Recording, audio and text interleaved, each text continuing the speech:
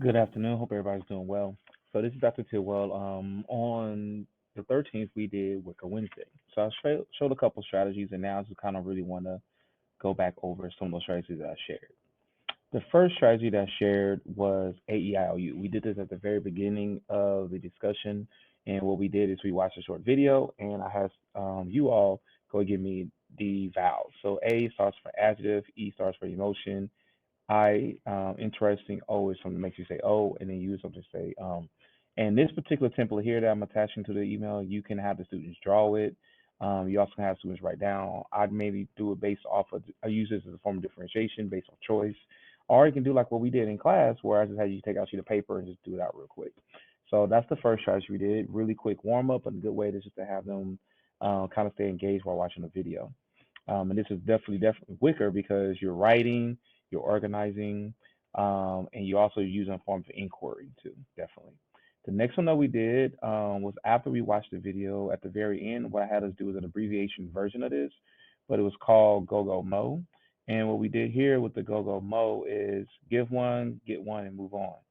So what had you guys do was remember put your name here, the topic, which was Avid. Then you put whatever came to mind for you for Avid in the first one, and then you went ahead and had that move from student to student. Well, in your case, from teacher to teacher. And I'm gonna give you an example video of that in a little bit, where you just keep having to add on. The key thing I always do in my classes, I have them no talking, so it's totally silent. So whereas all they do is hold the paper up, and then you keep moving that way. The thought process stays in there. Again, another great Wicker strategy because you're writing, you're inquiry because you got to think, you're reading because you're reading other people's stuff, organization because of the graphic organizer, and definitely collaboration because you're working with each other. So that's a good one.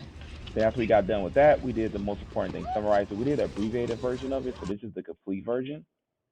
Again, same thing with all the W's being done. And this example here says the most important thing about schools is that it's a place to learn. It has classrooms. It has many students and staff members. It has different groups for kids to join. But the most important thing about school is that it's a place to learn.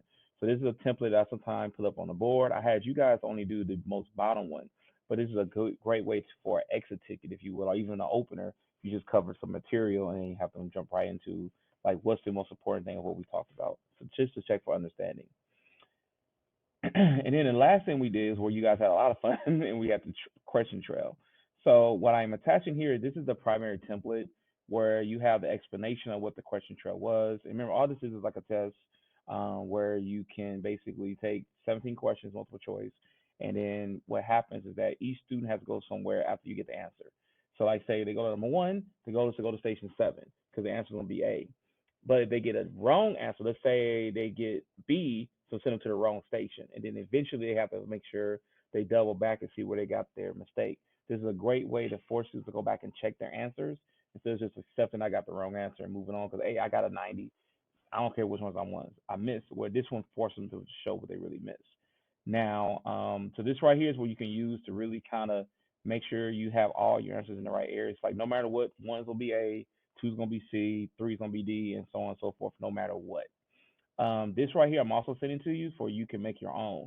So this is the one that we did, right? To make your own, if you're not really Google savvy, click right where it says File. Either you can make a copy to where it's copies over to your Google Drive, or you can click Download and just download to Microsoft Word. So you can go ahead and change this right here to wherever the quiz is going to be on.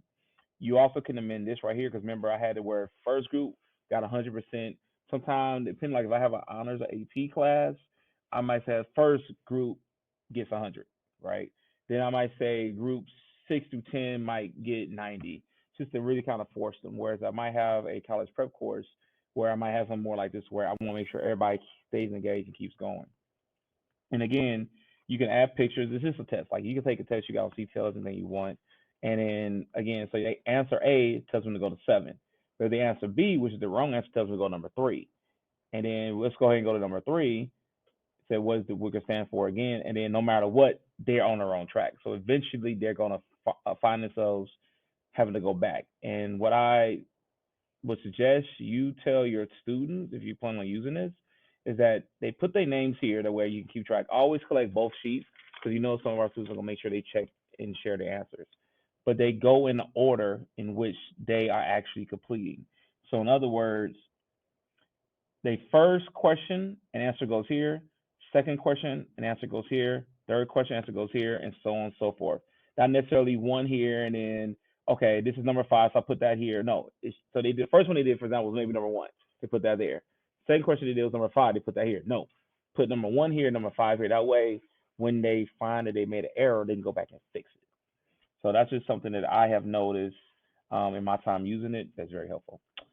So that is a quick recap of everything we did. If you have any kind of questions or concerns, I'm always down here at 141.